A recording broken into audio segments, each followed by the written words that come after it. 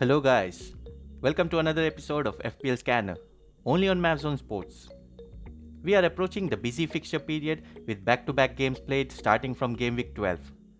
I must say the past few game weeks have not been that kind to me. I hope by the turn of the year I have made up some ground on the leaderboard. A quick refresher of the results from Gameweek 11. Crystal Palace have bounced back from a poor run with a commanding display at the Hawthorns. The 5-1 victory would have helped a lot of managers with a high points return. Leicester are back to winning ways, but Arsenal continued their poor run with a Derby Day defeat to Spurs. Liverpool are keeping up their run consistently. Elsewhere, the usual suspects in the top 4 have maintained their winning streak. A look at the star performers have made a number of FPL managers to come back with a high points return. A look at the kings of the game week shows a number of usual suspects featuring. The Spurs duo of Kane and Son have managed to get through the tough fixtures with flying colours. For game week 11, the ultimate performer was Wilfried Zaha, whose score of 18 included 2 goals and 1 assist. At 14 points each, we have 3 star performers. Kevin De Bruyne is back to his best with a goal and an assist. Salah also had a similar performance, scoring 1 and adding 1. We have another top performer from Liverpool, where Matip scored a goal. Now for some comments that I would rather not discuss. But then, FPL is just a game which has its ups and downs. This is the third dismal week for me. Even though I scored 56 points in Game Week 11, my team came down to the mid 1.5 million rank and sees my team going down a spiral. Now, let us focus our attention onto Game Week 12. Every week is a new week, one which offers a greater promise. A look at the fixtures for Game Week 12 reveals some interesting games. This week, it's time for the Manchester Derby, with the two heavyweights fighting it out to regain supremacy. Starting Game Week 12, Leeds are going to have an easier set of fixtures, with the first one facing the Hammers. Newcastle have a relatively easier tie against West Brom. Even though Crystal Palace had an amazing game last week, they are going to face some tougher opposition in the coming weeks. Leicester and Arsenal have a chance to pull back up the leaderboard.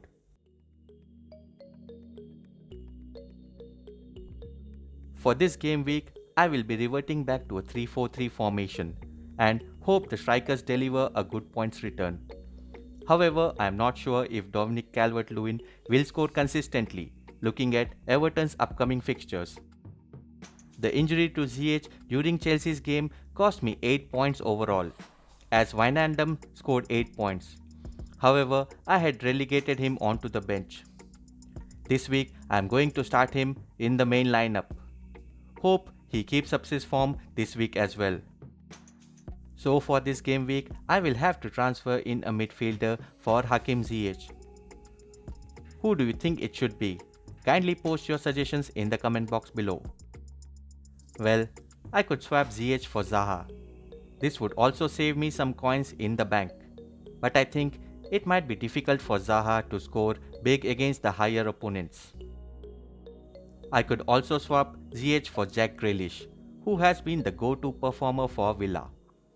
They also seem to have a good run of games in the coming game weeks.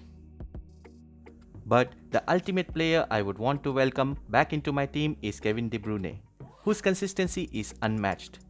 I used to have him in my team in the beginning of the season, but lack of funds means that I have to improvise on my transfer strategy to get him back. Alternately, I also want to replace Calvert-Lewin with lead striker Bamford, who seems to be a good forward in a team which has shown some really good performances this year. I feel I should not go for a points hit this week. Let's try it out in game week 13. With these thoughts in mind, I would like to make this week's transfer with the next game week in consideration. I feel these have a good potential to be a top 10 season this season, judging from their recent performances. I am going to take a gamble and go in for a new player this week. So, the player that I am talking about is the Brazilian midfielder Rafinha. I feel he has a good attacking threat and potential for goals. Let's just wait and see if he is the real deal. I'm planning to make a detailed review on him soon. Now for some news on injuries. First up, Hakim Ziyech was substituted from the match against Leeds after just 29 minutes as he pulled his hamstring. I guess he will be out until the Boxing Day games. Moving the focus onto the Manchester derby. Sergio Aguero and Edison Cavani are doubtful for this fixture. These two players may or may not feature in this game. Both these teams, however, have capable alternatives, and it's better to wait another week before trying to get them in.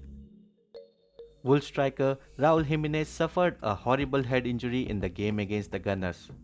Hope he recovers soon and rejoins the Premier League with the form that he had in the previous season. Finally, Liverpool keeper Alisson is also doubtful for this week's fixture against Fulham. With the games coming in thick and fast, Jurgen Klopp would feel it's better to give him an additional week's rest. The stand-in keeper for Alisson turned out to be the youngster Keller, who kept a clean sheet on his debut game.